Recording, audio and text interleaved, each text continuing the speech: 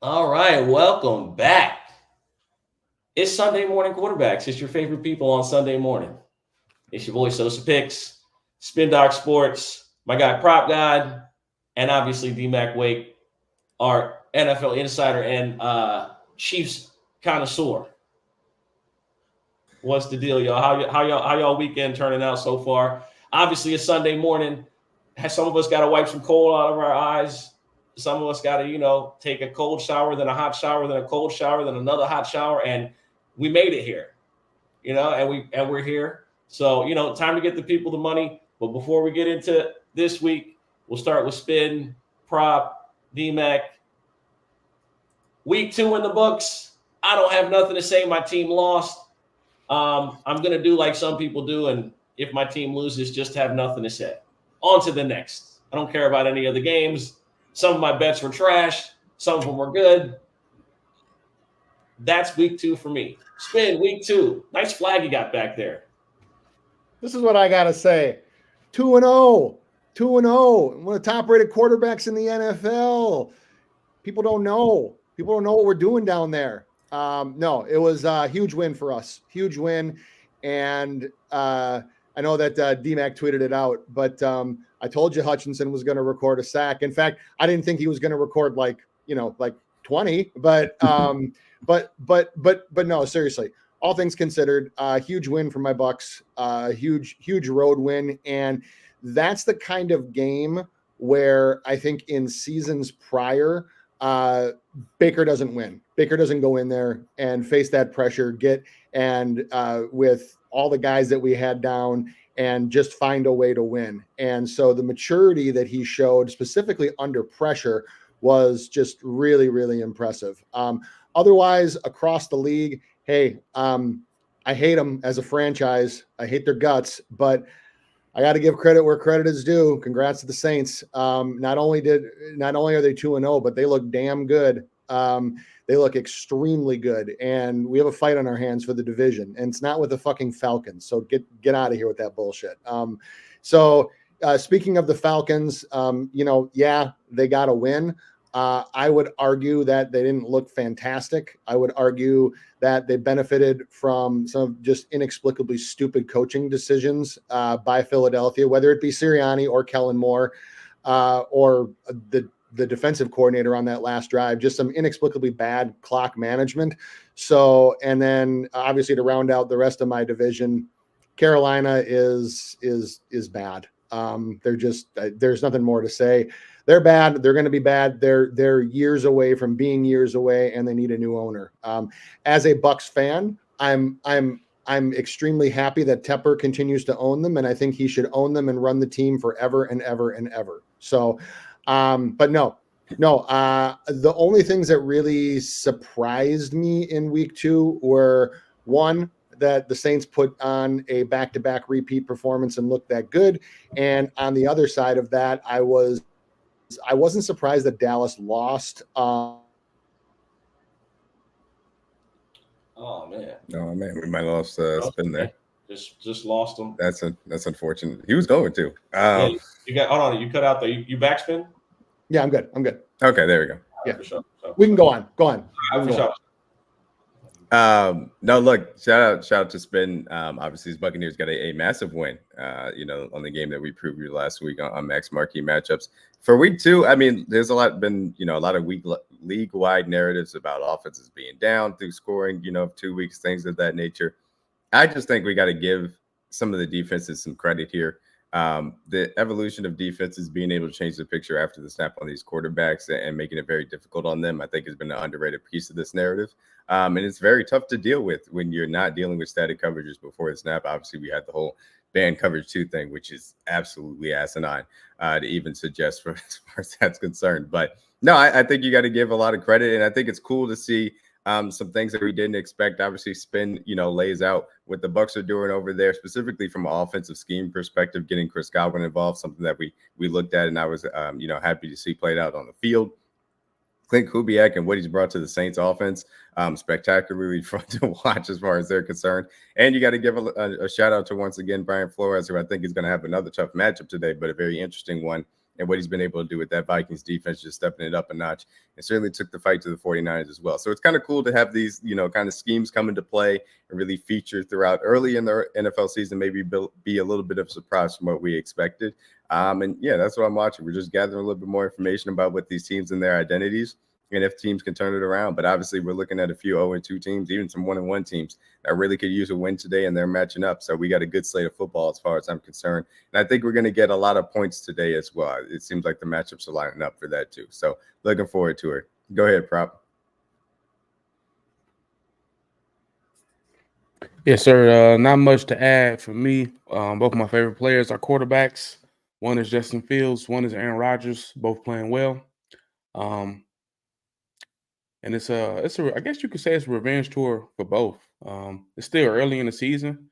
I expect the Jets to win the next 5. I think I said that last week. We got 2 down, 3 more to go. So I think that'll happen. I'm looking for some things out of Fields today against the Chargers secondary. The defense looks good on paper over them first 2 games, but I think it's some exploitable things for him. So other than that, that's it for me. Like league wide, I think you guys covered pretty much everything. So I will say the Vikings weren't on my radar for being a good team. I think we kind of just disregarded them, even just in the NFC North. I know that, we got the Jordan Love injury too, but the Vikings look pretty solid in this. It's just like it doesn't take much. It won't take much for them to win. You trust the defense, and then Sam Darnold with those weapons, they find a way to make it work. So I think it's a big game with the Texans today. I think it'll be close too. So if I had to speak on a team that surprised me, I would say the Minnesota Vikings. But yeah, that's it for me. I will say really quickly, because somebody did mention it here in the Twitter comments about Justin Herbert. I mean, they fixed the offensive line, and still we're here with Justin Herbert 3 weeks in, and there's kind of a massive health question mark. I don't want to say the dreaded he's injury prone, but at a certain point, can he string together a healthy 8 weeks? For a kid that is as talented as he is, and obviously Chargers are 2-0 because they're playing really good, ground control, run the ball versus some bad teams, and being able to win the first 2 weeks. It'll be interesting to see how that works for Pittsburgh today, specifically in this matchup. But Justin Herbert continued to get hurt. I don't know what it's going to take to keep that kid healthy, honestly. But another interesting matchup today with him versus Justin Fields and the Steelers for sure. Go ahead, Sosa. Oh no, You go ahead. Sorry, I was just going to say to Stephanie's question just now in the chat. Yes, definitely post any fantasy questions. If I can't answer them on air, I'll answer them in the chat. And then to the point about Justin Herbert, I told everybody in VIP already, from a fantasy perspective, from a prop perspective, I want nothing to do with the Chargers passing game today. With Greg Roman and Jim Harbaugh, they're a running offense anyway. And I said before the season that the quarterback that I think was the most overvalued in drafts was Justin Herbert, and not really through any fault of his own. I mean, he lost all of his weapons, and he also got a new offensive coordinator and a new coach that were very, very, or have always been very, very committed to keeping the ball on the ground. Greg Roman's offenses have been nearly 60% run throughout his career, and he's Harbaugh's guy. So he's actually the Harbaugh's guy, like both of them, because he's worked for both of them before. And that's just who they are. Now, granted, you could argue that the reason why they ran so much in Baltimore when he was there was because of Lamar, and that's true. Herbert's not a running quarterback, but they still went out and signed Gus Edwards. And like I said, they lost almost all of their big play passing options. So I would probably stay as far as away as you can from the Chargers offense from a fantasy perspective for the rest of the year, unless it's Dobbins or unless it's Gus Edwards. Sorry, Sosa, go ahead. No problem at all. Obviously, the first 10, 12 minutes, I love to make sure everyone, gets. I want to say, with bold, bright letters, Patrick Mahomes can't keep getting away with this bullshit, dog. And I think I speak for every single person who's not a Chiefs fan in America. He can't keep getting away with this shit, dude. Like, he can't keep getting away with it. And I'm scarred, man. This dude just keeps winning, and he hasn't even played well to start the year. Kelsey has been invisible. Has he even fucking played? He's out there, right? Like he's got a uniform on. I see the 87, but is he doing anything? No, and he's just taking up a lot of attention right now. That's man. I'm not trying to listen. I say that kind of jokingly, but not really, because at some point this team's going to find their stride, and it's going to get worse because when they start playing well, they're going to start beating the shit out of some teams. I always talk. I wanted to make sure I got this on this broadcast in particular. We always talk about, we're all big basketball fans. When Michael Jordan really started winning, the game he didn't have to go. Some of the games didn't even play well. He just keep it close. Fourth quarter, I win the game. We'll go have a couple of beers and bet $1 million. That was what it was, and that's what it's turning into and looking like when you watch Patrick Mahomes. It's just keep the game within arm's reach. You give me an opportunity, and I will not fuck it up. And he just keeps doing it. And 2 weeks in a row, you can't say he played well. You can't. You cannot say that Patrick Mahomes has played well this season. Situationally, been great. Moments, he got 3 or 4 of them already. So it's crazy to me how that is. I really hate that guy. But on to today's slate. We got the Texans taking on the Vikings, 2-2-0 teams playing in Minnesota. Obviously, D-Mac mentioned something about the Vikings winning, or someone said something about that. And yes, they did. They thoroughly beat the dog shit out of the San Francisco 49ers on Sunday. I know, the numbers looked good, but they beat our ass pretty well. Shout out to Fred Warner. Fred Warner would just turned into Goku. That's really what happened. And he just made a couple of plays, saved us, but at the end of the day, they thoroughly whooped our ass. Brian Flores got that defense humming, and then you take on a Texans team today who we just saw only put up 3 points in the second half against the Chicago defense. If that tells you how good the Chicago defense is, they couldn't even force C.J. Stroud into making a major mistake, which brings me to obviously him in particular. C.J. Stroud is one of them ones. Comes out, takes what the defense gives him. Somebody goes down, he's fine. We'll just keep playing. Just keep playing. On to the next play. Today, no Joe Mixon. Today, no what's his one boy's name? Damian Pierce either. You got Agumba Wale, I believe, should be the lead back. He returns kicks. I don't know who else though. I don't know who. And Cam Akers. Yeah. Mm-hmm. Is obviously supposed to anchor things. He's got fumbling issues. We know that he's got a history of always putting the ball on the ground. That's just part of his game. So something you have to live with if he's going to be in the lineup. As far as props in the game, my favorite prop is C.J. Stroud's passing attempts. Brock Purdy put it in the air 36 times. Week one against Minnesota, they played Daniel Jones. Daniel Jones put the ball in the air 42 times. I don't see a world in which they can get a running game going where Akers will be your lead back, or I don't even think they're going to try to do that. I think they're going to spread them out.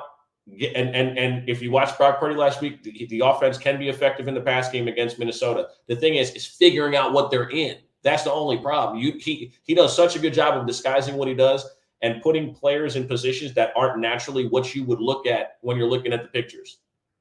You're thinking this guy's a safety. He's a linebacker. He's lined up as a linebacker. This is what he's going to do, and that's not what he does. It's not what you're looking at, because Brian Flores continuously finds ways to mask what he's doing by putting 7-8 guys at the line of scrimmage sometimes, and the quarterback has no fucking clue what's coming, especially if the play clock gets lower and lower.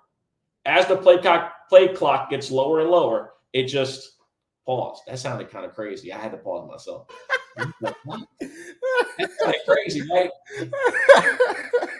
Damn, nigga, it also doesn't help that you're playing in a really loud indoor stadium in Minnesota. It's 10:30 a.m. Like, I'm tripping. My fault. That's on me. God damn. That was crazy. Do you want me to? I can talk about this a little bit more. Hey, let me mute my mic, bro. You're on the right path though, because this is why I'm really interested in this matchup from the standpoint of you're getting CJ Stroud getting the next level of can you be a great quarterback test. CJ Stroud came in last year, really good versus a blitz, understood how to, address those whenever the teams were seeing extra numbers. He knew where to get the ball out to, and understood specifically from a static coverage standpoint of how to attack him. So then they stopped blitzing him and they treated him like a really good quarterback. And he still did pretty good from that standpoint as well down the stretch of the season. But when you're facing Brian Flores, it's a whole different level of sim pressures, which is something that he actually did struggle with a little bit last year as well. Specifically, we saw in the Ravens playoff game. And when you're talking about what Flores can present, again, changes the picture afterwards, those answers aren't as easy. So now this is CJ Stroud's first real test, in my personal opinion, after having a little bit of an uneven game versus Chicago last week, being pretty solid versus the Colts week 1. Of can you answer those questions versus some pressures and defenses that are going to change the picture in a significant manner? Obviously, they took the fight to the 49ers last week. I expect that this is going to be a very interesting test for CJ Stroud that I'm going to be watching closely because of what Brian Flores can bring to the table. And look, this is one of those games where if that Houston offense doesn't get going, even though I think the Texans are very good, we know Justin Jefferson is going to get his. He proved that last week. He told y'all he was Garrett Wilson, and Garrett Wilson is a really good wide receiver, but Justin Jefferson is him. He's the number 1 guy in the league for a reason. That's just the reality of the situation. So Sam Darnold, maybe he turns the ball over. Maybe he has good variance once again. You get one Cam Akers fumble, all of a sudden you're in a really tight game on the road against a Vikings team that knows how to get after you on defense. It'll be very interesting to see if Minnesota can pull this off. Go ahead, Spin or Prop. I'll let Prop go, and I'll let Spin finish off just simply because he's from Minnesota and he understands a lot of significance in regards to them and what's going to go on today. Go ahead, Prop. Yes, sir. So CJ Stroud, just speaking on like narratives and streaks, we got another one I'll get into for another game, but he's going, I think it's 7 straight games without an interception. I think he's going for the record today or to tie the record for 8 straight games, something like that. So that's something to keep an eye out on. I know you mentioned you like him for a pick. If it was not plus money, something like that the other day, it's still sitting at plus 100 on DK. But in this one, so I think we've seen the Texans win in 2 different ways, right? We've seen them run the ball heavily against the Colts, and CJ had to beat them with his arm, the Bears, in week 2, which is a very respectable defense. I think without Mixon, they have to rely on CJ's arm more. I think he's more than capable of getting that done. The key thing for me with the Texans will be making the mistakes count. I think Minnesota will give up the football. They've given it up the first 2 weeks. Darnold has thrown an interception in both games. And I think CJ Stroud is a guy who can capitalize on that because he'll still have his guys at receiver, even though they'll be without Mixon. So I'm trusting the Texans to win outright. I had no look on the spread. I know I did speak on liking it to be close. It's a 1.5 point spread, so money line is very playable, and I just think the Texans are the better team in this matchup. So I like the Texans. My look as far as a prop is going to be Stephon Diggs over 4.5 receptions, minus 102 on FanDuel. Ran the same play last week, same line. We got better odds this week. And Nico Collins was kind of banged up throughout the week. He is going to play. But I'm looking at Minnesota, who blitzed, I think, the most in the NFL last season, and they're already top 4 this season. They've blitzed on 30 dropbacks. CJ Stroud against the blitz is 13 of 17 this season. Nico has been his favorite target, and Diggs was second. Diggs has caught 3 of his 4 targets against the blitz. The Vikings are allowing the 4th most completion to quarterbacks and the 4th most passing yards. So it's having success through the air is there, and I think CJ will not make the mistakes and give the ball up, in my opinion. So I like CJ to get it done. If you're looking at the receivers, the reason I like Diggs the most for his receptions is he has the lowest ADOT of the receivers, right? Nico has a 13.6 ADOT. Tank Dell has a 13.4. And every time I write my article about Diggs, it's him being an intermediate and short route threat in this offense. And I think that's what makes them deadly, because they can attack you at all levels of the game. So all levels of the field. So Diggs has a 5.7 ADOT, 12 targets, 10 receptions. So when CJ's throwing the ball, he's catching it. Tank Dell, 11 targets, only 4 receptions. I mean, we know Diggs is the clear number 2. So I'm going with Diggs over 4.5 receptions, and I like the Texans to win the game on the money line. Those are my 2 looks in this one. Yeah. My prop with my prop for this one actually matches up very well, and it's the funny prop. Like I was just going to note the A for mine too. So I like Tank Dell prop for this one, but not the receptions for exactly the reason why prop noted. What I actually prefer is Tank Dell longest reception over 21.5. That's at -115 right now on DraftKings. And the main reason is for 2 reasons. One, the A that prop just mentioned, and 2 is because when you have those exotic fronts and when you have those exotic blitzes being brought, as the Vikings have already indicated that they're going to do, or they're almost going to have to do in this one, then what you can do is you can spring guys that work in the slot like Dell for a long reception. So his A isn't even that far off from what his longest reception is anyway. And so I think that if you're doing that, you can definitely pop a long one. So Tank Dell over 21.5 yards, longest reception.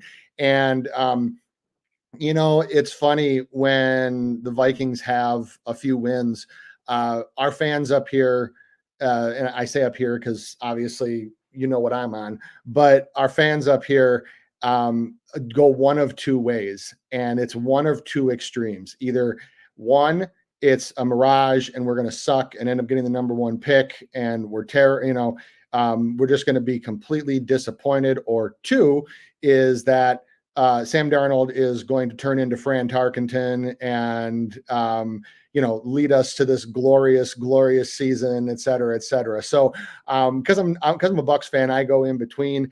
I do really love what the defense is doing in this one. I do think that they can harass Stroud a lot, especially when you have Mixon gone. Because the other thing that people don't realize about Joe Mixon is that he's actually a very, very good pass blocker, and he's a very good chip blocker as well. Picks up blitzes extremely well. So so when you have that pressure coming, and actually last year in Los Angeles, there were a few games where Akers didn't get benched for a whole game, but he did get benched for series, or did get pulled because he would miss blitzes and he would miss blitz pickups. So if you're going to do that and you're going to pressure Stroud, it all factors into everything that I think that all of us said here was it's going to be a close game.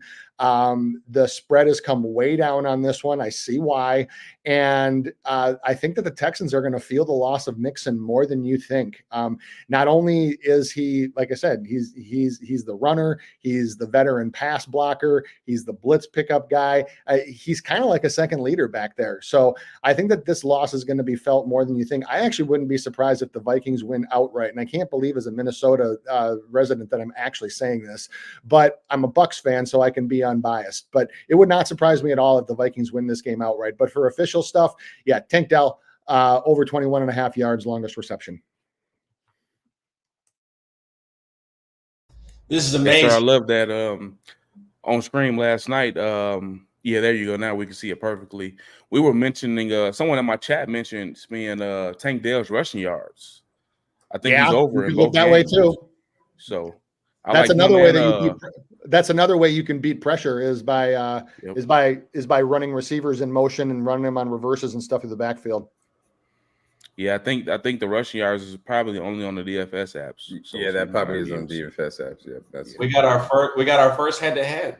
Spin thinks Minnesota can win outright. I'm keeping these things. Spin says he thinks Minnesota can win outright. Prop says he likes Houston. We got our first head-to-head this season on stream. But that's technically not like it's not like a real.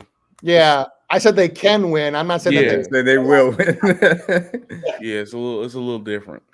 I'm obviously trying to start something. My bad. I'm sure we'll get there eventually on one of these days between some of us for sure. Maybe the Bears. Maybe. Speaking of the Bears, that's the next game we're getting into. Look at you, man. Great segue. Thank you. It's like, this is great. Great teamwork. First and foremost, everyone knows that Chicago went into Houston last week and lost. We kind of expected that. They covered too, though. Their defense held Houston to 3 points in the second half. That was probably the most impressive thing I saw outside of C.J. Stroud not turn the ball off, make every throw when he had to leave the pocket, and just simply just figure it out. Obviously his teammate let him down, turned the ball over. So the game might have been a little closer based on that because, obviously, but also you have to give Chicago's defense credit for making plays. Chicago proved that they probably have the worst offensive line in the entire NFL, outside of maybe Carolina. But Carolina actually looked a lot better than I thought last week, which I understand as to why Bryce Young is getting benched, to be totally honest with you. I'm not going to lie. In regards to the Colts, we saw Anthony Richardson go to Green Bay, and it was the Anthony Richardson experience. And boy, was it bad. I mean, he looked terrible. I hate to be so harsh, or it may sound harsh, but he was bad. I want to say good things about him, but it's about as bad as you can play the quarterback position in the NFL. I'm sorry. He threw 3 picks. One of them you can say maybe wasn't his fault. I mean, he's extremely inaccurate to the intermediate areas of the field, and he misses a lot of throws high. I'm sorry. He's got to work on it. His special athletic ability is going to continue to save him in the NFL. But if he can't get that going at in some capacity in football games, it's going to be very difficult for the Indianapolis Colts to perform at a high level. That has to be part of the game, and he can't turn the ball over. Number one thing for quarterbacks now in the NFL is ball security. If your quarterback doesn't turn the ball over, you have a much better chance of winning the game. Can't give the ball to the other team 3 times and expect to win a football game, even if the backup quarterback's playing on the other side. Now, in regards to this game, as far as the matchup, I cannot bet on DeAndre Swift 55.5 yards when he hasn't broken 20 in the season. I know we've seen this defense for the Colts look like, hot butter. It's been just, oh my goodness, it's been just trash. Anybody's been able to run through them, whether it's a backup, a starter. We saw Green Bay basically break the NFL record for most rushing yards in the first quarter on Sunday last week against them. It was embarrassing. I think Chicago wins today, so I'm rocking with Chicago to win the game. I also believe that we're not far off from maybe seeing a Joe Flacco sighting. And I don't want to sound like a jerk. I really don't. But Anthony Richardson has to come out in the first half and play well today. If he comes out here and throws a couple of picks or turns it over a couple times early, I'm telling you, I could see Steichen possibly sitting him down. And I don't mean like benching him for the rest of the year, but I mean like it comes times in every season. And I know people will call it giving up early on a player, and I don't think that's the case at all. But if he's simply just not seeing things and he turns the ball over at a high rate, it's going to be very, very hard to justify him continue playing, especially given the supporting cast he has around him. I think the assortment of players he has are good. I think the O-line's good. I think he has a good running back. For them not to figure out ways to generate offense without putting him in high-risk situations on every fucking down makes no sense to me. It's either they're putting him in that position or he's choosing to be in that position. Right? It's one or the other. It's either the coach is setting up him for failure or he's just making mistakes. And those can't continue. I believe in the kid. I think he's going to play well, but I think he'll be in hell today. I'm taking Chicago. I know Chicago's going to get a pick off them. I know there's a chance that Chicago's defense could score a touchdown. I took them at plus 700 when it opened.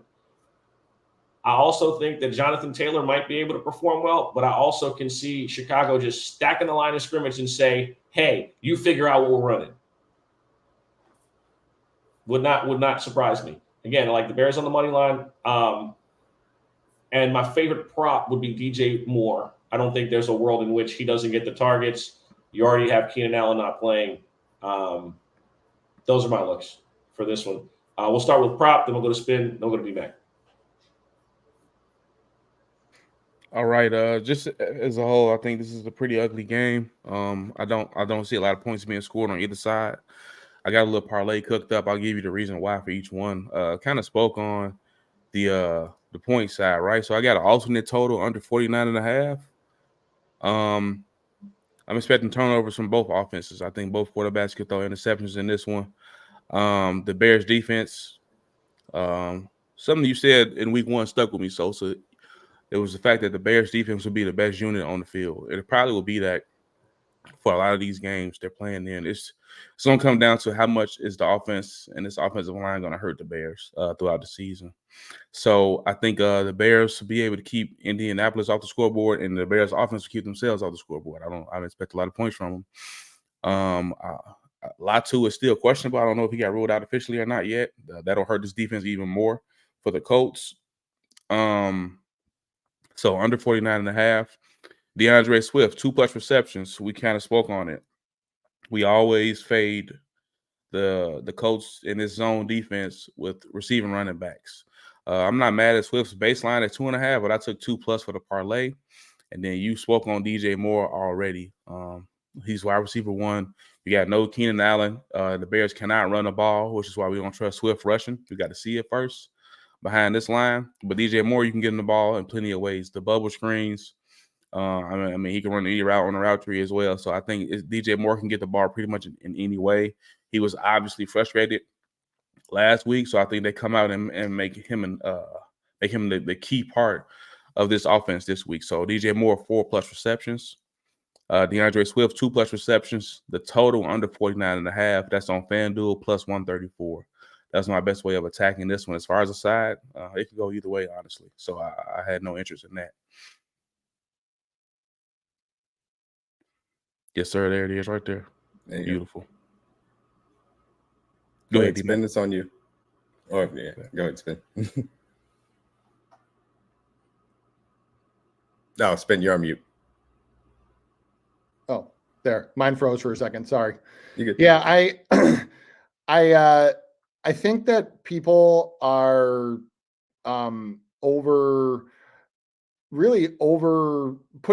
putting too much stock in the second half of that game and of last week with the Bears. And what I mean by that is comparing it to, oh, well, see, it's another shitty game for Caleb Williams and the Bear, he doesn't got it and blah, blah, blah, blah, blah, like, are there questions about if he's like as good as people say he is?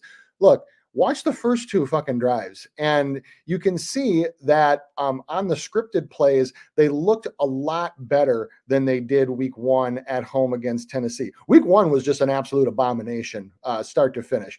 This last week, the Texans went in and made a lot of halftime adjustments, and the Bears, with the talent that they have this year, they only can do so much. Sosa mentioned it. I agree. Their offensive line is just horrendous. You go and you look at their pass block grades, and it's just bad.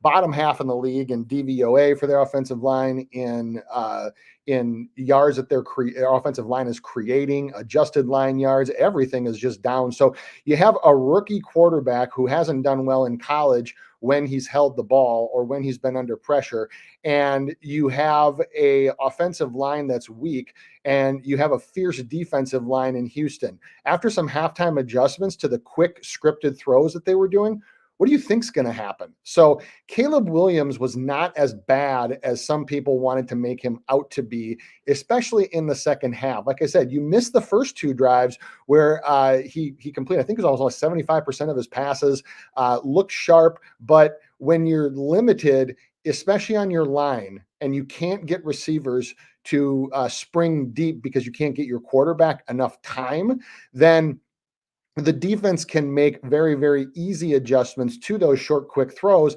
And that's what you saw happen in the second half. So Indianapolis's defense is nowhere near what Houston's was or is. And they're also nowhere near as good on the line. So I think with some more time to throw today, yeah, DJ Moore makes a lot of sense.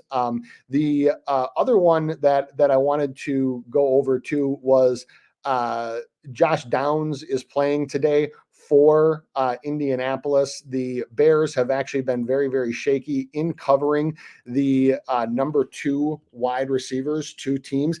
And Michael Pittman, Shane Steichen said he's going to play, but remember, he went backwards at practice. He went from fully practicing to being limited in practice to actually missing on Friday. So normally when guys miss on Friday, it doesn't bode well for their chances to play. Steichen says he's going to play, but wouldn't say about is he at like like 80%, 90%. So who knows what Pittman's health is. So Josh Downs right now, receiving yards is over 30.5 at minus 110. He can easily pop a long one against the secondary and could possibly cash that in like 2 catches or maybe even 1. So that's one of the ones that I like for a show play here is Josh Downs over 30.5 receiving yards at minus 110. And you can also look at Josh Downs' longest reception as well, because he could very easily take over and be the number 2 wide receiver in this offense. He could take that role over very, very quickly. As far as the actual game goes, I if you gave me a free play, I'd probably take the Bears. But this is not something that I'm actively looking to put any of my own money behind on the side or on the total. But if you gave me a free play, I would take the Bears. And because it's only 1.5, I would probably just take them on the money line. I like that one right there. Look, you kind of stole my thunder. Spin. In my personal opinion, I'm watching kind of 2 things. First and foremost, I am watching Josh Downs, how he's going to fit into this offense. Him coming back, I think, is very important to kind of be able to have that extra juice added back into this offense that they really could use. Again, creating more of those downfield plays and then also giving them a little bit more of a short yards after the catch aspect to their offense. They got AD, they got Alec Pierce, they got Michael Pittman Jr. All those guys are bigger, more down the field guys from that standpoint. Pittman a little bit more in the intermediate sense, but they need somebody that can catch the ball short, get the ball out of Anthony Richardson, Sampson, and effectively use the field ahead of him. I think that this is going to be a little bit of tough sledding for that Colts offense versus the Bears. I think the Bears defense is very good. Ultimately, I think you just got to live with what Anthony Richardson is going to do. He's going to be up and down. He's going to be inconsistent, but he is also going to give you those splash plays. I think in this particular matchup, they're going to lose to the Bears, but I don't think that's going to be the end of the line or maybe have Shane Steichen possibly bench him from that standpoint, as Sosa suggested. I think there should be some patience with Anthony Richardson, live with the early season struggles, and continue to build on top of it. Listen, I say that only if he comes out here and turns it over early a couple times. I think you know what I mean? It's just like, it's and it's no knock to him, but again, I know it's not. Yeah, you understand what I'm saying though? Is if the coach is putting you in position to do certain things, and it's not going that way, and you practice it over and over, is going to be an issue. That's what that's what we just saw in Carolina. I think that Canales showed up in Carolina, and I think he loves Bryce Young. But when he looked at the tape, he said, "This dude's not doing the things that I expect, or that the things that we practice." And he had to put him on the bench. That's my thought. Yeah, and again, I understand the logic from that standpoint. It's a completely different situation. It's not Dave Tepper having the foot of the neck on Dave Canales and saying you got to do this X, Y, and Z, or you're going to end up being fired at the end of the season. So you got to win some games. I don't see it. I think that you look at what Bryce's limitations are, you look at what Anthony Richardson's limitations are. Yeah, he's inexperienced and he's got to learn how to play at this level. But you see that the ability exists. It's just about getting the consistency of it, and you got to live with the downside, to me at least. And I think overall, from the Colts' patience of the entire organization is we got to live with the struggles that Anthony Richardson is going to have now because we believe in what his talent can develop into later. And I understand where you're coming from if the coach doesn't see it. But I think Shane Steichen actually does love Anthony Richardson. I think Dave Canales got for lack of a better term, pigeonholed with Bryce Young as well. Absolutely. And Anthony Richardson isn't on a leash of any sort. Steichen drafted him. Exactly. That's that. Yeah. And I think that's exactly. It's a much different, right? And so it's not a conversation of like, is that his guy? Because that's what it all ultimately is. That is his guy. The head coach goes and takes a job or doesn't take a job based on the quarterback position because he's going to determine your employment the next 10 years. Yep. Simple as that.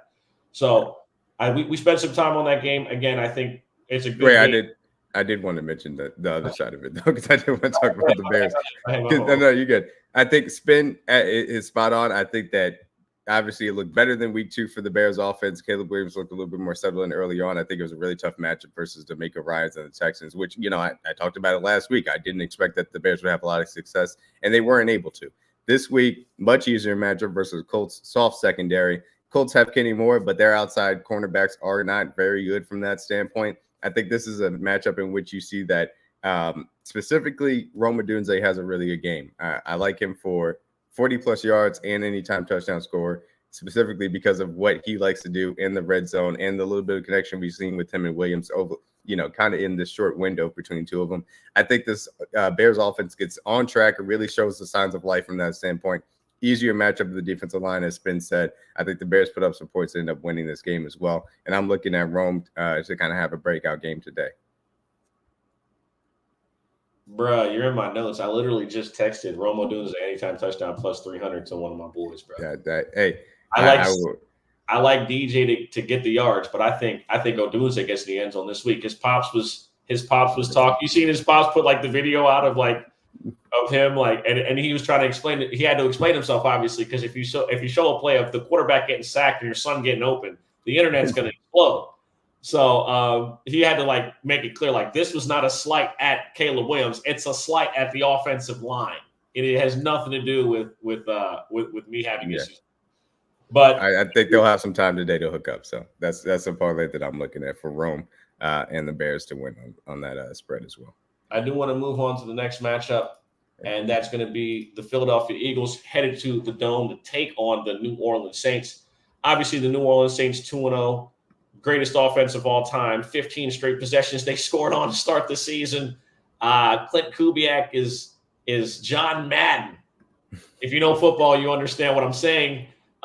He's Don Coryell. If you really know football, he's Don Coryell, baby. Eric Coryell. I'm telling you, dog. He's just that guy, brother. He's just doing it. This motherfucker Kubiak showed up and he's turned Derek Carr into must-see television. I'm talking explosive dimes down the field. The running game is going. The short passing game is going. The intermediate passing game is going. Dennis Allen got the defense flying around, hitting people. Tyrann Mathieu looks like he found whatever juice he needed because he's looking like something again. The secondary's flying around. They win the game without Marshawn. Just shout out to them, man. On the other side, the Philadelphia Eagles continue to invent ways to lose games. They did it last year. They had 3 games last year where they were winning inside of 2 minutes.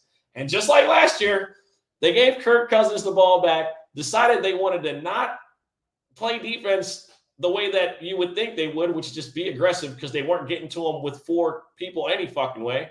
And then we saw what Kirk Cousins did. He just absolutely sliced, diced, and, sauteed them. Went and won the game. Drake London dropped Darius Slay, put him on, put him on front page news. That shit was crazy. I didn't know that Drake London could do that. Obviously, I don't know what the fuck Slay was looking at because what are you playing to the inside? Why the fuck would he do that? There's 2 other receivers right next to him. He would never go inside. He's an idiot. Slay's an idiot. It's been mentioned some clock management issues. I think it's a lack of discipline from the offensive line when they were forced to call timeout. But apples and oranges, you probably shouldn't put the ball in the air and try to throw it to Saquon Barkley, who's dropped more passes than any running back since he's entered the league. That's another statistic that's factual. In regards to this matchup, I'm on the Saints 100%. I think I think it's for me. I think it's the most chalk play of the week. Everybody's on the Saints, and I think for good reason. I don't trust this Philadelphia defense. I don't think they're going to be able to get a lot of pressure on Derek Carr. You're gonna have to create pressure if you're gonna beat them. I think this offensive line is showing that they've gelled a bit. Fuaga's looking like a home run. The entire line has performed well through 2 games. I can't find issues. The game's in the Dome. Those fans are going to be there tripping out. When the team is good, the energy's different. Their fans are different. Everything's different for the New Orleans Saints when the team is performing at a high level. It's undeniable. So I like them. I'm rocking with Olave again. I think Olave has a big game. No idea how he did not get in the end zone on Sunday at the 1-yard line. The refs kind of jerked us on that joint. Obviously, Kamara ended up vulturing it at the 1-yard line. You can't be mad. He's the best player on the team. And then on the Eagles side, I love Dallas Goedert in this matchup. Tight ends have performed relatively well against New Orleans in the past. Obviously, in game 1, you can't really take anything out of there because they played Carolina, and Carolina didn't do shit. The reason why I'm focusing on Goddard is 1, there's no A.J. Brown. 2, if you look at the tight end matchup last week, Dallas had like their 3rd-string tight end, Schoonmaker, as the playing, and he had a pretty good game, right? Like if the backup can go in there, be effective, and you got to think that Philly's going to have to throw the ball to some capacity, I like Goddard in this matchup. I think four catches is attainable. I think 50 yards in that region is attainable as well. I would love to bet on Devontae Smith, but I think that Dennis Allen's going to have a plan for him. The other guy that I would focus on offensively would be Saquon. I think Saquon will go. Oh, and my final thing about New Orleans. Election year Derek Carr is a real thing. 2016, 2020, 2024. 2016, 28 touchdowns, 7 picks. 2020, 4,000 yards, 29 touchdowns, 8 picks. 2024, it's looking like it's a real thing. I swear to God. I know people might think that's crazy, but the Derek Carr in an election year, he's patriotic. The dude just turns the fuck up. I don't know where it comes from, but it's a thing. Y'all better start paying attention. Anybody who if anybody has any addition to anything to this game, we can start with Spin. Start with Prop. Let Prop go, and then I'll let Spin go last because obviously it's another one of his divisional teams. Yeah, for this one, as far as the side, I'm looking at the Saints. I got a little worried. The line has moved 6 points. You know how it goes when the whole world is on one team, but it's just hard for me to see an outcome or a game script where Philly wins this game, especially it being in New Orleans. So as far as the side, I'm leaning with the Saints. I do have some props I like in this one. So the Eagles are allowing the most yards per carry in the NFL through 2 games, 6.4 yards per carry, getting gashed. I think so. Kamara, I'm expecting to have success on the ground. What does that do? Opens up the play action shots. That's why we're seeing Derek Carr completing these long passes. I'm not mad at his longest completion, but I'm going to specifically target Rashid Shaheed over his longest reception at 23.5 minus 114 on FanDuel. Looking at the FTN DVOA,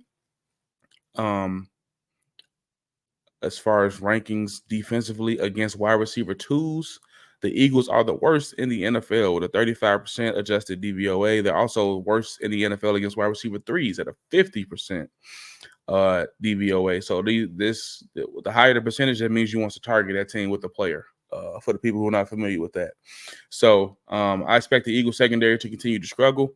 And I'm not mad at the Olave looks either, but I like Shaheed to get into the end zone, plus 185 for anytime touchdown on FanDuel. And Shaheed's longest reception over 23.5. I think the Saints will establish the run, and we'll get a couple play action shots. All right. Oh, okay. D-Mac, you want to go or you want me to go? No, you can go ahead. Yeah. So I mentioned it at the start, obviously with the flag I got behind me. You know my thoughts on the New Orleans Saints, but I always give credit where credit is due, and Clint Kubiak has this offense humming. And the main reason why I think he does, because obviously as a divisional rival, I watch this and follow the Saints, at least somewhat closely. And what he's finally doing is he's finally using Alvin Kamara properly, especially with some of their athletic offensive linemen, getting him on those outside runs, on those little short tosses.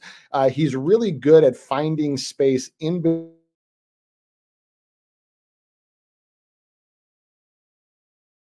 No, you might have lost spin there for a second. And all those things can do things to create offense.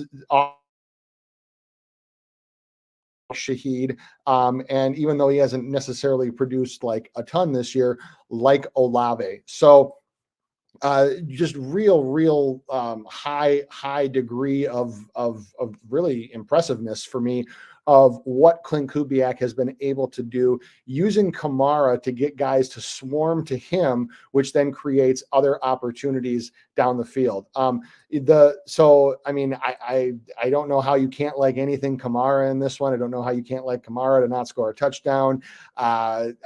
He's just been a one-man gang so far this season. So as far as the game itself goes, The total for this one has actually gone up by about 4 points since open, up from 45 to 49.5.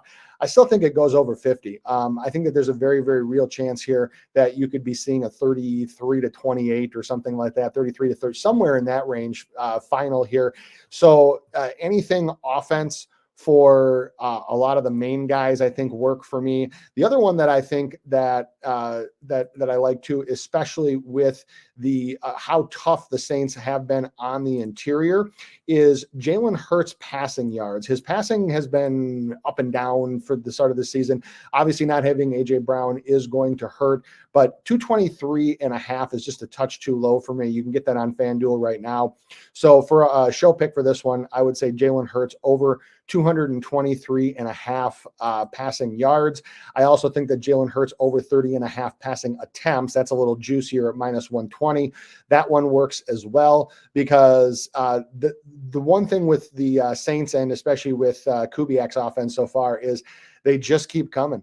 They just keep coming, and they just keep stretching the field, and they just keep pushing to score. They've been extremely, extremely aggressive, and Philadelphia didn't really show anything like horribly consistent defensively last week, with some missed assignments, with, I know we kind of have talked back and forth a little bit here about, was it coaching? Was it clock management? Was it the players? It's probably all of the above. And this is a defense that just is missing talent in some key spots. So I think that to keep up, then you're going to have to throw. So anything Jalen Hurts from a passing perspective works for me. Not mad at that at all. Welcome back to Sosa right on time, as always. I will say, based on this look, I do think that there's going to be a lot of points in this game, so I do like that over as well as far as that play is concerned. One thing that I'm watching from the Saints offense, they've played a lot of bad teams, as somebody noted in the I should say bad teams, bad defenses for right now. We'll see about the Cowboys, but bad defenses. Specifically, they've been in positive game scripts. Derek Carr has been able to operate with the threat of the run on his side consistently. They've, played from the lead in a lot of these games. How does that offense operate if it is a little bit of a closer game? I think there are ways for the Eagles to get after that Saints defense, but it won't be easy at all.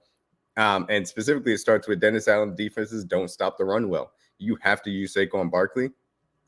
Specifically on the ground, and secondarily, you have to use Jalen Hurts. Jalen Hurts had some pretty good games against the Saints in the past on the ground. I need to see that continue over. I think last week was actually a little bit of a turn back the clock game for Jalen Hurts on the ground. He showed more juice than I had really seen for him for an hour and a half. So that's what I'm looking for. What does the Saints offense do when they are kind of in not as advantageous a game script? Can the Eagles run the ball and keep this game on a tight pace? But I will say Jalen Hurts over 42.5 rushing yards. I like that one.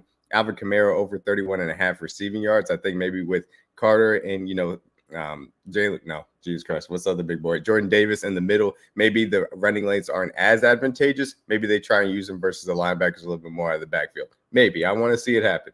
We'll see if it happens as far as the Saints script is concerned, but I do definitely like the over as well. Those are two things that I'm looking at for this game. I think it'll be fun. You get some fireworks for sure. Shout out to Fuaga, a dog. That kid's going to be good, man. He is a dog. He absolutely is. He's going to be something for real.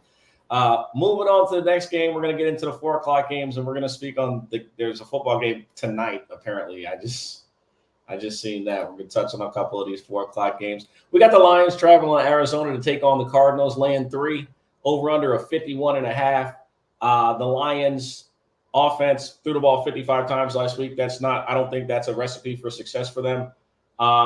Tampa Bay did a great job of limiting big plays and just making them nickel and dime down the field. For them to do what they did defensively without Vita Vea last week, extremely impressive against a Detroit offensive front that we think is the best in football. I think that last week was a bit of a disappointment for that offensive line. They were not able to assert themselves and really be a dominant force like we've seen them become accustomed to, right? We've become accustomed to seeing them, especially after week one. Week one, once they got to the fourth quarter and overtime, the Rams had no chance. This last week, little bit weird for me, especially with no Vita Vea. And no Winfield. I think, again, you have to really just tip your hat to the Tampa Bay Bucks in regards to that. Then last week, we flipped it to the Arizona side. They took on the same Rams team that Detroit played a week prior. Obviously missing some players, but Kyler Murray, absolutely electric. Marvin Harrison Jr., obviously, we see why he was a top 5 pick. It's evident. The first touchdown is if you don't understand what he did on that play, then don't talk to me about football. This man caught the ball midair and killed his legs. It was the body control is insane. In this one, I think me and Spin are obviously on the same side with this one. I think it's a chalk spot for the over. I think both teams are going to be able to move the ball. I think both teams should be able to isolate particular athletes that are good matchups and just be able to exploit them simply because of that athlete being better than the other one on the other side. Baker Mayfield went for 35 rushing yards last week against this team. He was the leading rusher for the Bucs. I don't see a world in which Kyler Murray doesn't touch 50 rushing yards today.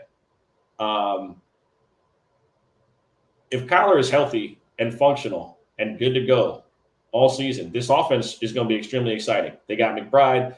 They got other guys outside of Marvin Harrison too. McBride's very good. Dortch is solid. Michael Wilson's a good love me some Michael Wilson. 2/3. Like he's, so like they have the ancillary pieces, and the offensive line has blocked it up too. They also they have a power run game to go with what they want. I think James Conner is one of the most underrated running backs in football. I mean, people think back to when he got his start. It's like, he was an injury replacement, or not an injury replacement, a holdout replacement for Le'Veon Bell. But he's damn good. And I think we kind of just sleep on them. I think they have good ancillary pieces outside of Harrison. Obviously, the defense is a work in progress. That's as simple as it is. They're going to have certain weeks where they match up okay. They're going to have certain weeks where they get scorched. On the Detroit side, don't exactly know what it is that they're missing. I don't know what Ben Johnson is calling, and I don't know how game script affects them. I believe their stadium is going to be open today in Arizona. The roof will be open. So it won't be an official indoor game for Jared Goff for what it's worth. As far as splits, obviously splits on the road and splits playing indoors and outdoors, that's a thing for him. Whether it's later in the season or early in the season, it's a thing for him. Whether the weather's good or not, it's just one of those things that you have to monitor with him. Obviously, Amon-Ra St. Brown, target machine. I have no qualms about anything Amon-Ra St. Brown. But that's everything for me. Let D-Mac go first, and then we'll let Prop finish go last. So we'll go D-Mac, Spin, and then we'll go Prop last.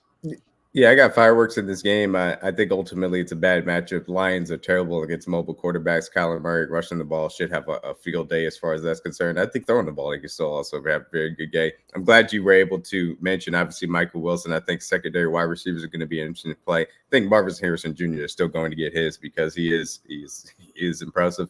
But I like Michael Wilson specifically in the outside cornerback matchup versus the secondary guys that the Lions have over there.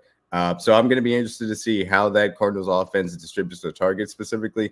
But on the other side, I feel like the Lions offense is missing just a little bit of that extra dominance that you expected to see versus this Cardinals team. They should be able to go out and dictate the terms as far as their line of scrimmage is concerned. So I want to see them dominate up front, give Jared Goff plenty of time to pick apart the Cardinals secondary from that aspect. Don't really have too much of a play other than the over. And maybe if you want to sprinkle a little bit on some Michael Wilson props, just to have some fun, I wouldn't mind that. But yeah, I think it's going to be a lot of fun, a very entertaining game.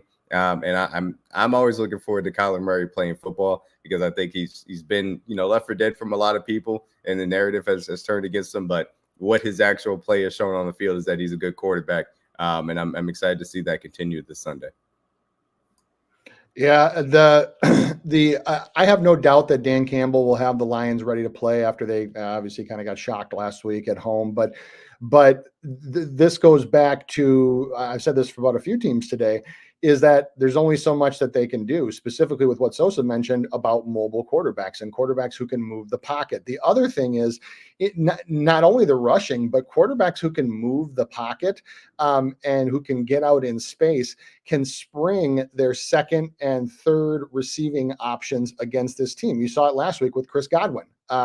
And the fact that he had, he had this best day in like 2 or 3 years against this team. And a lot of his catches were on the rollouts. They were on, or even times where the pocket shifted and Baker got out in space and made the throw off of the run. And that's one of the things that Kyler does very, very well. So when you have a team that is in the mid 20s from a pass DVOA standpoint. And then you have another team on the other side where Detroit from a overall pass DVOA is 14th, but against wide receiver twos, and this is why I was mentioning with Chris Godwin, is they are bad. They're 27th and have given up multiple catch and multiple yard games to both wide receiver twos that they have faced so far this year. So for Detroit, I think that Jameson Williams receiving props can make a lot of sense here. Over 50.5 is at -110 right now on FanDuel. The other thing that I like for Jameson Williams is, for a lot of the same reasons as Tank Dell, is that longest reception prop. So right now on DraftKings, you can get Jameson Williams for over 22.5 at -110.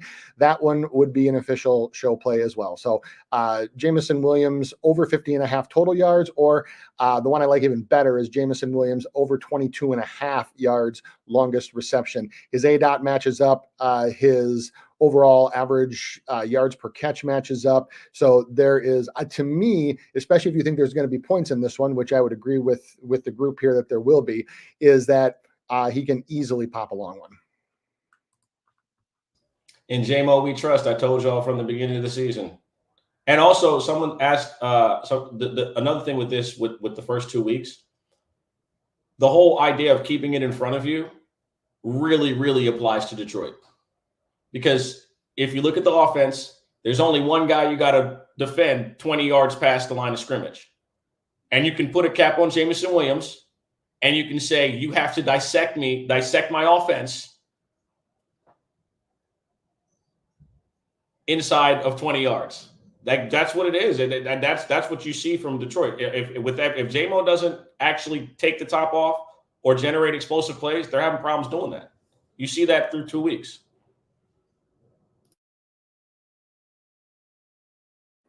Go ahead, Prop.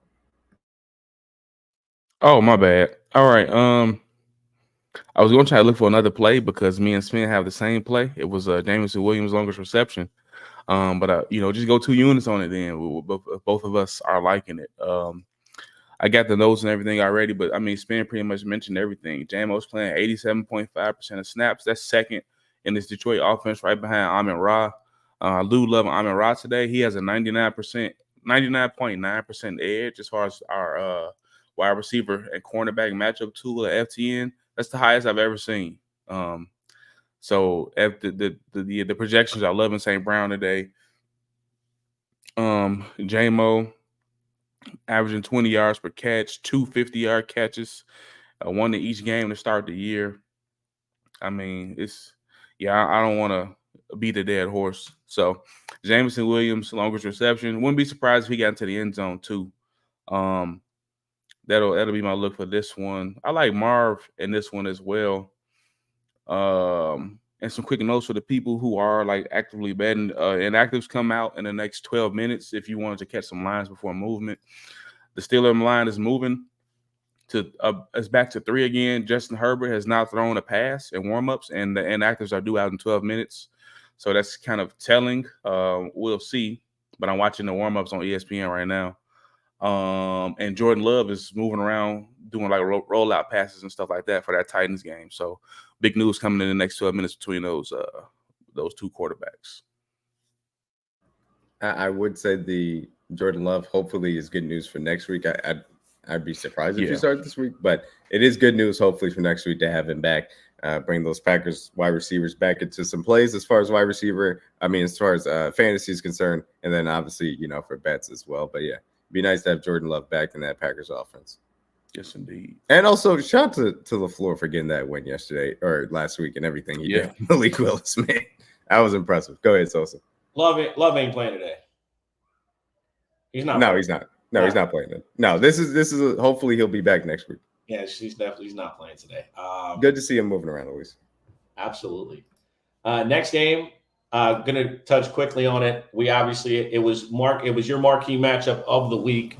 You got the 0-2 Baltimore Ravens traveling to Texas to take on the Dallas Cowboys.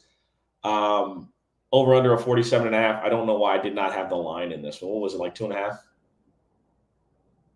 I'm not sure. I'm not even sure. I missed. Yeah, didn't type that in. It's 2.5. Right, it's 2.5. So obviously, tough to have any takeaways after Gardner Minshew walks you down in your home stadium back-to-back years, and then Marlon Humphrey obviously getting scored. Shout out to Kicker or Trippy Kicker, man, my boy. He's all over the internet after last week, yelling at Marlon Humphrey about getting the fuck off his podcast. Listen, I love that though. I love it because it shows you like these fans really take it serious, man. Like we take it serious. You know what I'm saying? As fans, like, and sometimes you feel like your favorite athlete isn't doing that. I love interaction like that. You know what I mean? I don't think it motivates Marlon Humphrey anymore, but I think it's great. I think it's great for any of my friends doing content. Shout out to them, man. That video is all over the internet. Apparently on I don't get on Facebook, but apparently it's huge on Facebook as well. Like they love the fact that he's wilding on Baltimore. Through 2 weeks, we kind of have no idea what Baltimore's plan is with Derrick Henry. You just don't know what you're seeing. You just don't know what it is that you're getting or what it is that's going on with the guy. To be totally honest with you, I'm leaning towards Monken being a moron, but I'm going to give him the benefit of the doubt. Don't exactly know what he's trying to do. This is another thing similar to what we talked about with the Eagles. The Eagles have had these situations where they're up late in games and they just figure out ways to lose it. Baltimore continuously invents new ways to lose games. And they've continuously done that over the last 3 years. They'll be up in the fourth quarter, up 10 points, 14 points, 21 points, 18 points, and they'll just figure out ways to lose the game. Don't know how Harbaugh does that because obviously in Lamar's career, that's been the knock. He can't come from behind. Well, they're usually just winning the game, and then they lose it, right? So it's just kind of tough to come from behind when you're winning the whole fucking time.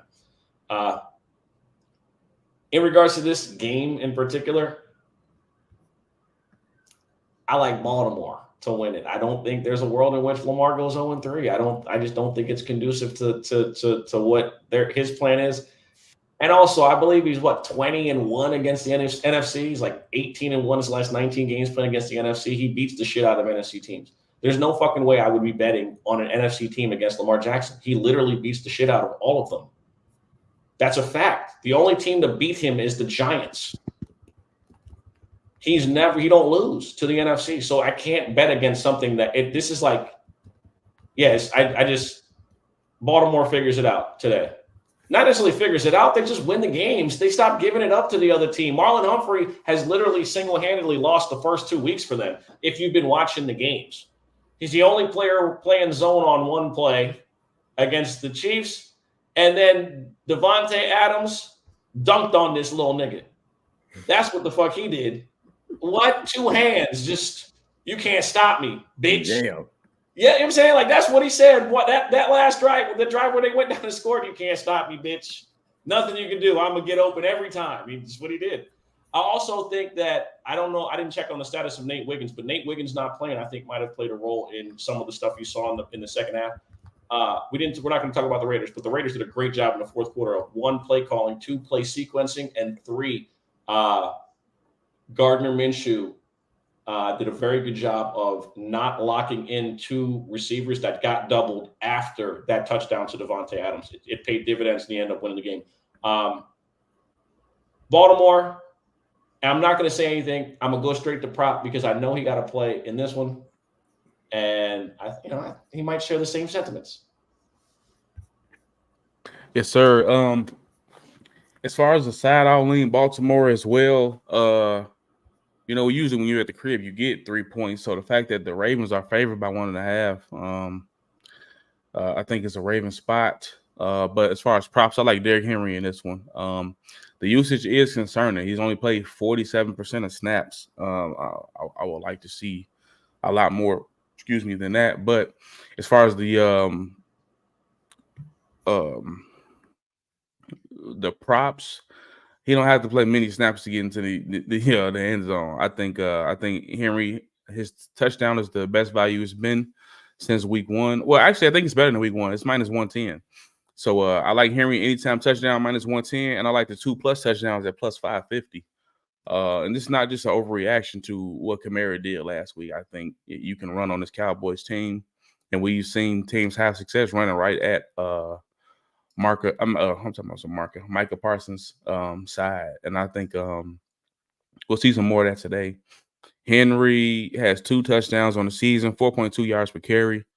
In the red zone, he's leading the Ravens in attempts. He has 4. Lamar has 3. RB2 is Justice Hill. He only has 1 red zone carry. And Henry has all of the goal line work. He has 2 goal line carries. No one else on the team has a carry on the goal line. So I think the Ravens will be able to move the ball.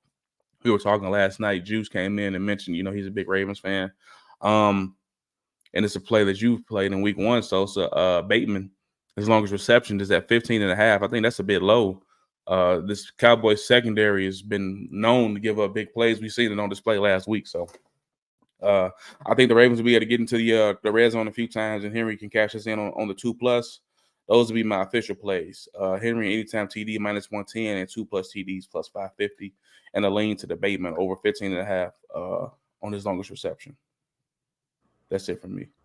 Like that one. We talked about this game obviously this week for my marquee matchup, me and for Facts and Stats. If you want to dive more into it, please stick around and go ahead and watch it on Win the Day TV here after we wrap up here. But I'm interested in this game. I think the Ravens flat out should just run the ball. I think you talked about obviously Tom Muck in this scheme. They should be able to, pound the rock with Derrick Henry. They should be able to run it all over him, to be honest with you. If they don't, I'll really be concerned about what the long-term view is. A view of this is going to look like. If there was any game to just simply keep the ball on the ground and just destroy the front 7 of the Dallas Cowboys, this is going to be it for the Ravens to get back on track and get themselves a win from that standpoint. Flip side, obviously, you mentioned Nate Wiggins, questionable to play, was limited participant in practice. Going to be interesting. If he doesn't play, I'm looking at Jalen Tolbert to possibly have a really good game. Had a really breakout game last week, got a lot of targets. They're looking for secondary receivers. Obviously, Ferguson is coming back, questionable with that ankle injury. It looks like he's going to play.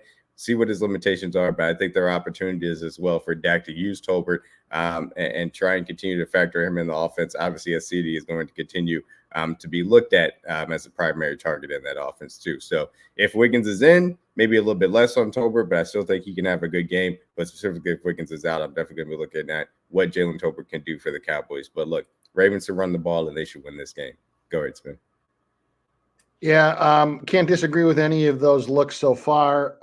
For the game itself, the only thing that I really have like a keen interest in is the over. I think that this does set up to be a potential shootout. The one that I do like, though, from a prop standpoint, is that I think that we're getting Jake Ferguson at least a little bit of a depressed price just because he didn't play last week. He's been kind of overlooked.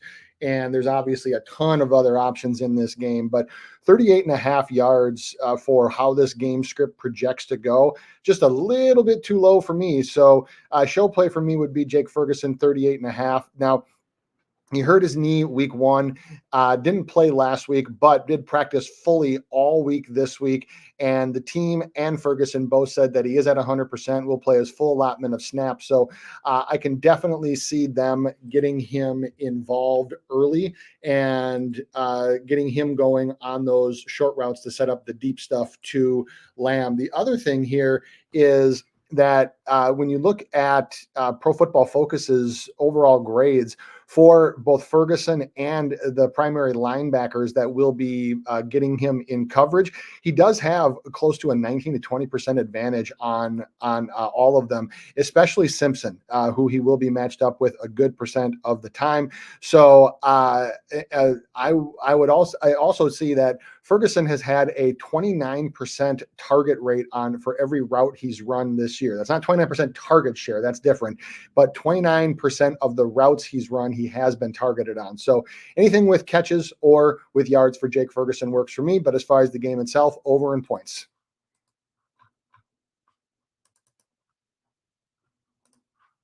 My bad. I'm not gonna lie to y'all. I was watching a little video just now of Rex Ryan laying into the media talking about Bryce Young, and I was happy to hear it. I'm not gonna lie to y'all. I was, you know what I'm saying?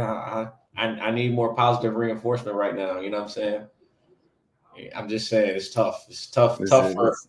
is the It's water tough. getting a little high over there on Bryce Young Island?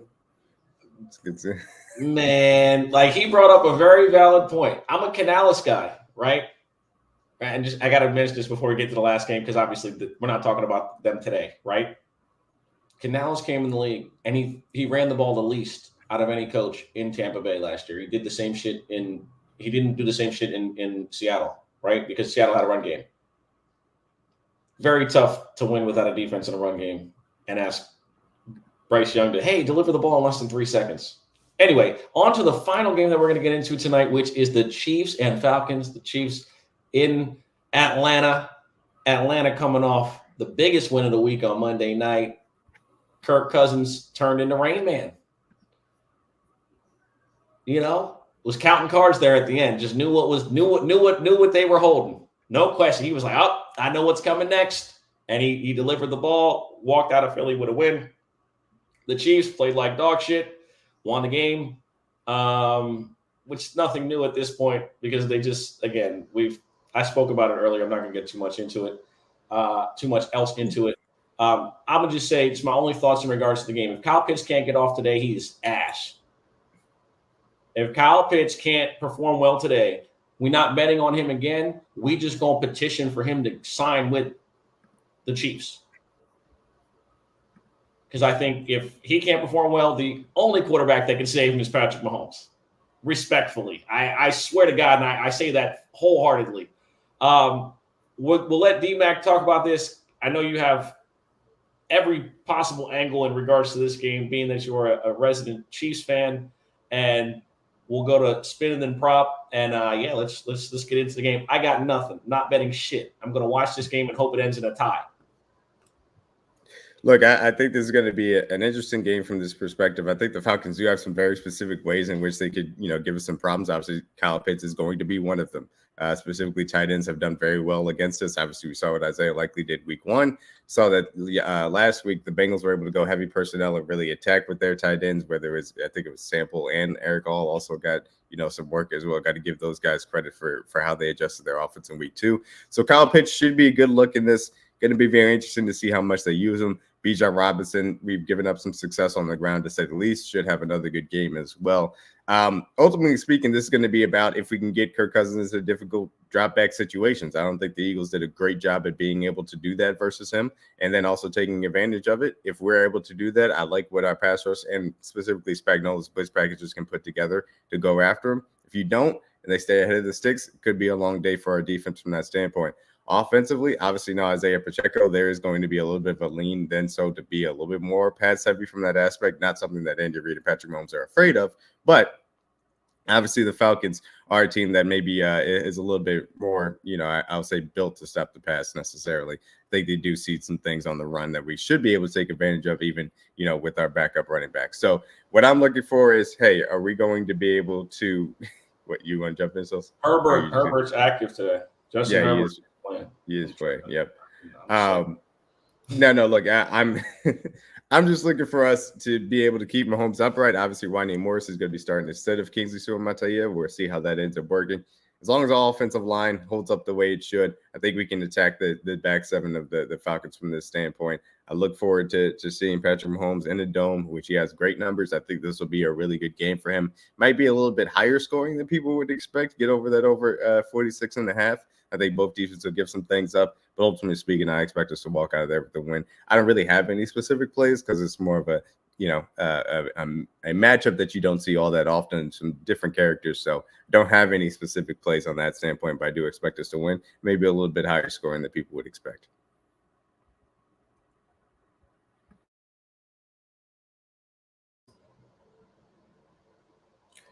Did you say an order? I don't remember. I'll go with that. Whoever. I didn't. I'll keep it quick. Primetime games. I take Patrick Mahomes rushing yards. It's a wagon. He's over 9 of his last 10 games in primetime. His line is sitting at 18.5. In those last 10 games, he's averaging 35 rushing yards per game. 28, 63, 23, 45, 51, 31, 38, 26, and 41. Only didn't cover against the Ravens. Different defensive scheme there. when it comes to the Falcons, I mean, we've targeted them with Russian quarterbacks for the last year. Dang, I thought I had the numbers up. I had the numbers up, but now it's tripping on me. Okay, here we go. I was trying to see the defensive, which teams are allowing the most rushing yards to quarterbacks. I swear it was Atlanta. So this season they're number 1, but of course they faced Hurts and Justin Fields, who both ran for over 55 yards each. And then last season, get a bigger sample size, they were second. They allowed the second most rushing yards to quarterbacks. So it's a thing that's continuing to be consistent for this Falcon defense, and I expect Mahomes to get us there today. I'll be quick. Last game, so so the line is 18.5, and it's pretty much available on all books.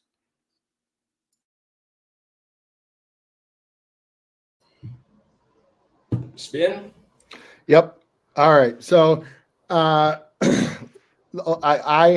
first of all, obviously, because of behind me, I hope that we're right here and that this is just an absolute Chiefs roll. So I'm a big Chiefs fan for tonight, but no, I will maintain that even though they won the game, Atlanta's offense still wasn't that impressive. They still weren't terribly impressive. They were better. It's the same thing I said about Caleb Williams. It was better, but they still weren't horribly impressive and did benefit from a lot of Eagle miscues. So for this game, Chiefs for me. This is another one too where I think that anything Patrick Mahomes makes sense. The one that I actually, for some reason, like to bounce back in prime time, because I know he's been very, very quiet, is Travis Kelce. A very, very significant PFF grade difference between him and the linebackers who he will be in coverage with. I know that I've talked on here and elsewhere before about how he just has looked old and he can't get separation from linebackers. He might be able to get it here, and I would actually expect too now for the Chiefs to draw up a number of plays early to get him going. So especially in primetime games, they have done a really nice job in the past of just getting him going, even just a little quick screen, little quick flip, those little quick misdirection flips that they like to do, just something to get Kelce going, because with the weapons that they're already going to be missing, and now with Pacheco out, it just doesn't add up if you're going to have him only get 1 to 2 catches and 10 to 15 yards a game. So I think that most of Travis Kelce's receiving props work. The one that I probably like the most would be his receptions, which right now you can get that. It's a little juicy. It's on DraftKings right now at 4.5 at -140. So I even wouldn't be that opposed to taking a 5.5 at plus money for a little bit. So I just think with the new world that the Chiefs offense is in now, especially without Pacheco, and the running game kind of still figuring things out with the new mix of guys that they're going to have, is you just have to get your playmakers involved. And with the advantage that Kelce has in the middle of the field, statistically, metrically at least, against this Falcons defense, you guys talked about if Pitts can't get it done today, then what the hell, right? I would argue the same thing for Kelce, because if we go a third straight game and he's got 2 catches for 18 yards and nothing else, then you really have to start asking yourself, is he getting over that father time hill, right? The father time hill that everybody catches up with everybody. So it's now or never for me for Kelce. So receptions and yards both work for me. All right. Got a question in the chat about the Miami Dolphins. I'll just say it like this. Tyreek Hill's being disrespected. Also, Mike McDaniel, if you can't game plan for a backup quarterback, don't even think of putting your name in the talks of being an elite play caller or offensive coach.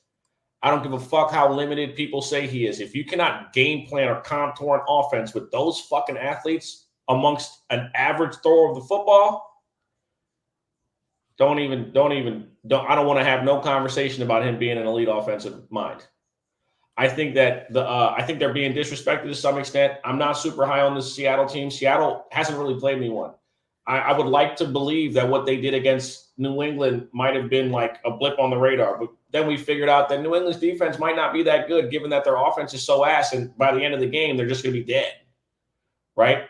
They won the game they beat that New England team by a field goal in overtime. And then you go to week one, they played against Bo Nix, who gave them the game. So I'm not ready to believe that they're better, that they're that much better than any team that they're going to see. I think that every team can bring opportunities to be successful, especially with those athletes. McDonald the defense has looked good, but again, they haven't really had the game plan for any good quarterbacks. And if Thompson's the quarterback, like I said, I expect a good game plan from McDaniel, but also I do expect for McDonald to have some answers on the other side defensively, because he's a good defensive mind. And, a backup quarterback might not fare well. I do like the under in the game, given that they're going with the backup running back. I do think that that game can also weigh either way, where Seattle could they could just maybe run the ball straight at Miami and beat the brakes off of them if Miami's not generating anything offensively. And then on the adverse, I could see Miami doing a lot better than people think, simply because they have some special athletes that if you get them in space, they could break a play at any time. So it's going to be interesting to see, and that's my only thoughts on that. If y'all have any thoughts on any game, any play outside of the games that we talked about, just do a real quick.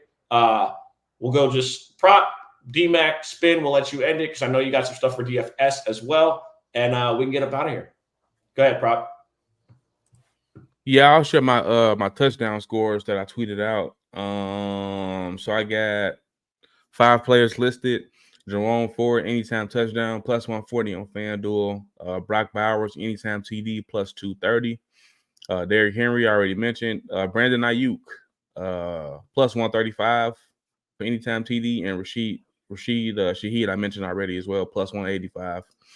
Other than that, we pretty much covered everything that I had that was available for free today. So, yeah, that's it for me. Yeah, I certainly like that, Ayuk play. I also think that Juwan Jennings is in line to have a really good game this week.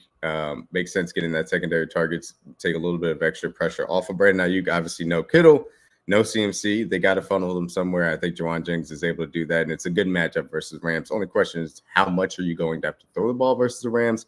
But I think it'll be enough to where Juwan Jennings will get a few plays. Outside of that, we kind of mentioned everybody. I know we're not so you're talking about Monday Night Football, but if you're putting tickets together, I like anything you want to put on Jamar Chase. I think he's going to have a field day versus Washington.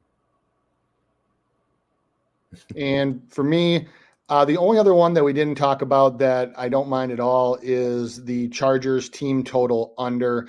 I talked about how the passing game is just no good and was depressed to begin with. Now you have Justin Herbert, who is going to play hurt. He was non-committal on his injury too when they asked him about how he was doing or what percent he was at, and he just kind of shrugged and said, well, I'm getting better every day. I'm like, wow, there's a vote of confidence. So I would expect the Chargers to keep this ball on the ground today. I would also expect Pittsburgh's defensive line to maybe not be able to stop the run, but at least be able to handle it. So Chargers team total under works for me. Chargers first half team total under works for me in this one. There's just not a lot of things offensively that I like about the Chargers today. I'm not going to make a prediction on the game because Harbaugh actually does have the Chargers defense playing pretty well, but the team total under was one of my other favorite looks. So from a DFS perspective, if you are playing cash game, I think that you're starting with Jordan Mason. So many other guys out on the 49ers offense. It's very, very easy to expect him to get 20 plus touches. The 49ers are implied by team total for about 25 to 26 points. They might even go over that. So with Mason getting the bulk of that workload, he's going to be one of, if not the highest owned player in DFS, but easily can see him paying off at his price. The other one is Zach Charbonnet. Kenneth Walker is listed as doubtful. The team is going to be careful with him. He won't play. But Charbonnet got so much work. So much of the workload. He touched every single running back touch that the Seahawks had. And no other Seattle running back got a target. So that kind of usage at home in a home game, you can't really beat it for a cash game. For tournament running backs, Derrick Henry works. I think that you can take Jonathan Taylor. I think that you can actually even take a flyer on DeAndre Swift if you like. And then some other DFS ones that I like for wide receiver. I like Devontae Adams in tournaments. The matchup is absolutely golden. And the Raiders offense hasn't been terrible. Actually hasn't been bad. So you have a huge matchup with him, a huge matchup upgrade with him on the corner. And then from a tight end perspective, the other one that I like for a tight end is Sam Laporta. No touchdown so far this year. Ownership is expected to be depressed. He suffered a hamstring injury in camp and is just coming back from that. And he's only been back in this. He only got back in this offense a week before the first game against the Rams. So with the points that are projected for this game, with the offense and fireworks that are projected for this game, I think that you can definitely look at Sam Laporta. And then the chalk defense for the week for me, and I have no bias here, but it's mine. It's the Bucs. They're facing a rookie quarterback whose opponent has actually just simplified their offense to reduce a lot of the motion and shifts. So you give that to a Bulls defense, and you also give an increase in blitzes because Vita Vea is going to be out. So it's probably good. I don't know if we need him for this one, but Vita Vea is going to be out.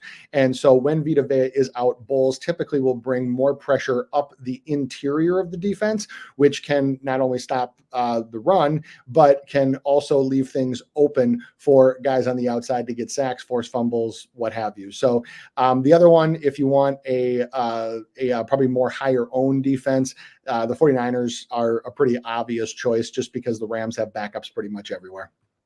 That's all for me. The name of the film that Bo Nix will be starring in this evening is called If Hell Was a Real Place. That's what the movie is going to be called for Bo Nix today. I promise you. He is going to balls against a rookie quarterback who's already given the ball up back-to-back games 2 times. I can't believe this, man. We might see Zach Wilson today.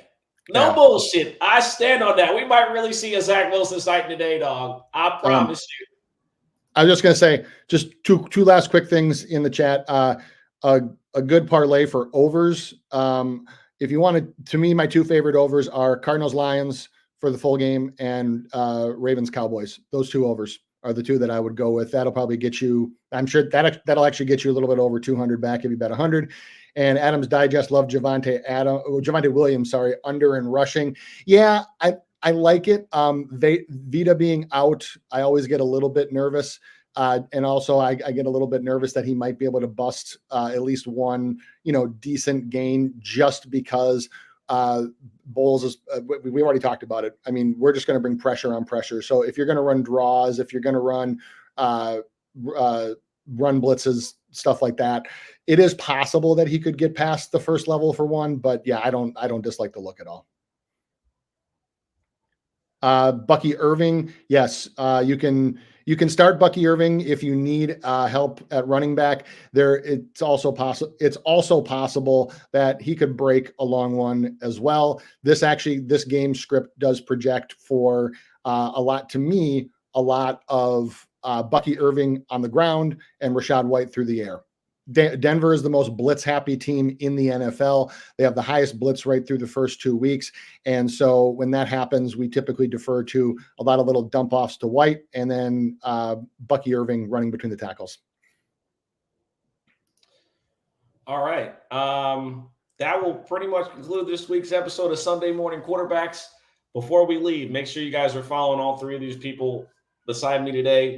They're great insight across the board in the NFL, obviously other sports as well from a handicapping standpoint. We all know prop and spin for baseball first, if we're being honest. Like, these are probably the 2 best baseball handicappers I know.